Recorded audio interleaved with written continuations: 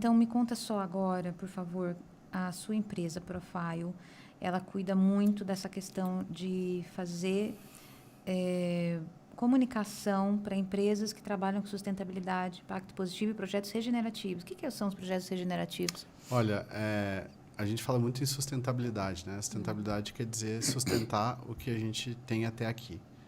E se a gente sustentar o que a gente tem aqui, a gente está com problemas, porque a gente tem um conceito que é o dia da sobrecarga da Terra, que é o dia que a gente começou a entrar no cheque especial dos recursos da Terra. Acho que todo mundo entende isso. Então, e cada vez esse dia está mais próximo do início do ano, né?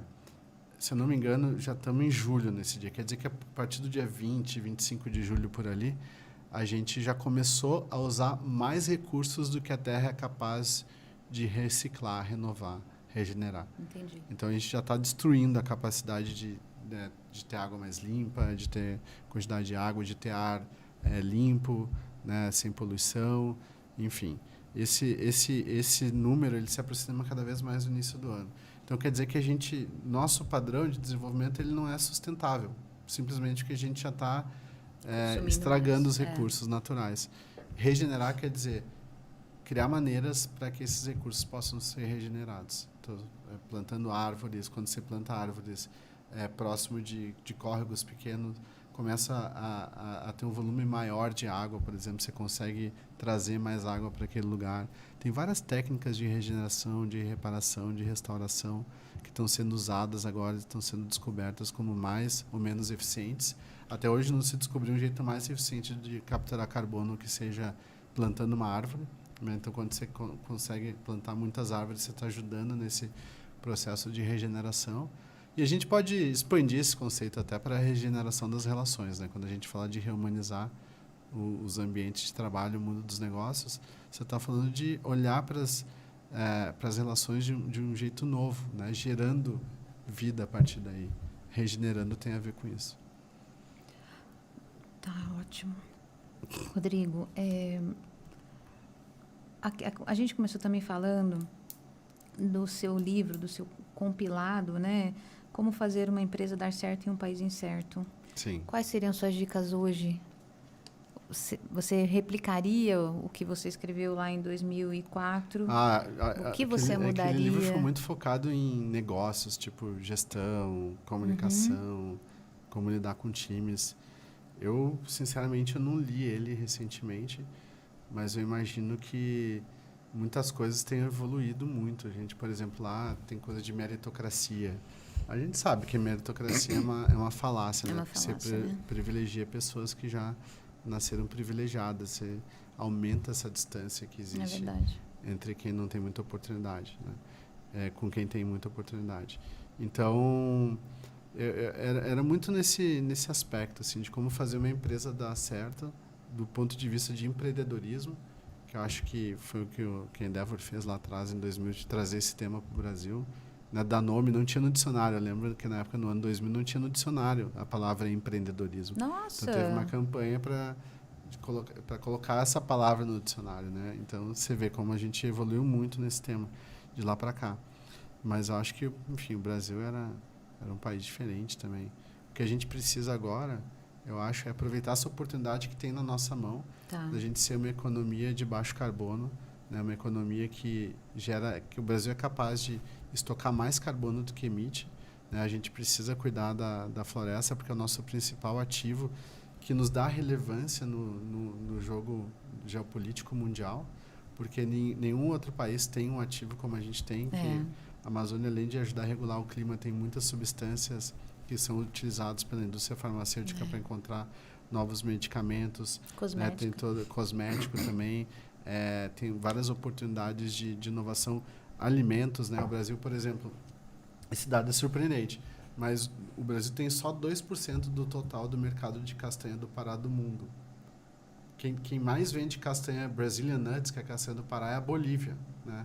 Então, é meio absurdo isso. Mas é do Pará, né? E o Pará... Porque é do Pará mesmo? Lá é o maior... Pará, mas é da Amazônia, né? Sim? Também tem. A Bolívia também faz parte da Amazônia. São 8 países, né, que fazem parte do bioma amazônico. E isso é só um exemplo, porque também vale para açaí, vale para outras várias matérias-primas, alimentos que existem na Amazônia, ou então mesmo alimentos para cosméticos. Então, isso, a gente não soube fazer direito esse processo de desenvolver um produto e exportar. Então, isso tudo são oportunidades que ainda estão lá, né? E outros produtos, outros frutos vão ser descobertos também, assim como açaí, cupuaçu, né? Alguns que já são mais famosos também.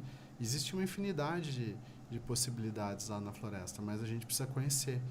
Então, o Brasil tem essa capacidade de voltar a ser um player, um jogador relevante dentro do mundo, em função desse ativo natural que a gente tem, que ninguém tem, todo mundo gostaria de ter. E que não deve ser usado para minerar ouro, por exemplo. Nem fale. Então, o que você diz para os empresários, empreendedores que estão assistindo a gente, se a gente quiser chegar a ser um player de novo no mercado, o que você, como empreendedor, deve começar a fazer ou aumentar a forma com que você faz? Além de, você falou, por exemplo, a questão dos créditos de carbono. O que você acha que a gente pode deixar como mensagem para, tipo, pensa nisso, cara, pensa nisso, pensa nisso, pensa nisso? Existem alguns estudos sobre isso, né? Sobre como que a gente pode desenvolver essa resiliência para lidar com essas questões. E tem uma plataforma de uns amigos que chama Climate Ventures. Tem uma outra empresa que chama Aya Earth Partners, que publicou um documento chamado A Maratona da Amazônia, que mostra o que a gente pode fazer nessas diferentes áreas, né? Então, por exemplo, o mercado de crédito de carbono está crescendo muito agora, né? Ainda precisa ser mais regulado, mas existem muitas oportunidades para quem quer empreender com isso, ou para pensar em soluções para a questão do clima, ou mesmo soluções para inclusão de pessoas em diversos aspectos, né? Por exemplo, teve um marco do saneamento legal recentemente agora no Brasil, então tem muitas oportunidades na área de saneamento, né? Mais da metade da população não tem acesso a saneamento no Brasil, né? E isso vai precisar ser resolvido, inclusive existe já uma regulamentação para isso. Então vão surgir muitas oportunidades. Tem os Objetivos de Desenvolvimento Sustentável da ONU, que são 17, né? Tem muitas possibilidades de fazer negócios ao redor desses objetivos. E existe material disponível, bastante coisa na internet também. Então, eu olharia para essas questões, como é que eu posso estar a serviço de criar uma oportunidade do mundo ser melhor para todas as pessoas, né? Tem uma frase muito legal do Buckminster Fuller, que ele fala que a gente tem que criar um mundo que fazer um mundo funcionar para 100% da humanidade no menor tempo possível, por colaboração espontânea, sem dano ecológico e sem prejudicar ninguém. Isso deveria ser o nosso objetivo, né? Então, existem muitas possibilidades, muita gente indo por esse caminho. E eu digo que é muito melhor quando você está a serviço de alguma coisa maior. Você se sente parte de uma missão, de uma coisa que você está conseguindo trazer alguma contribuição. Eu adoro aquela frase que é: entre ganhar dinheiro ou salvar o mundo, melhor ficar com os dois, né? Então, tem jeito de fazer isso.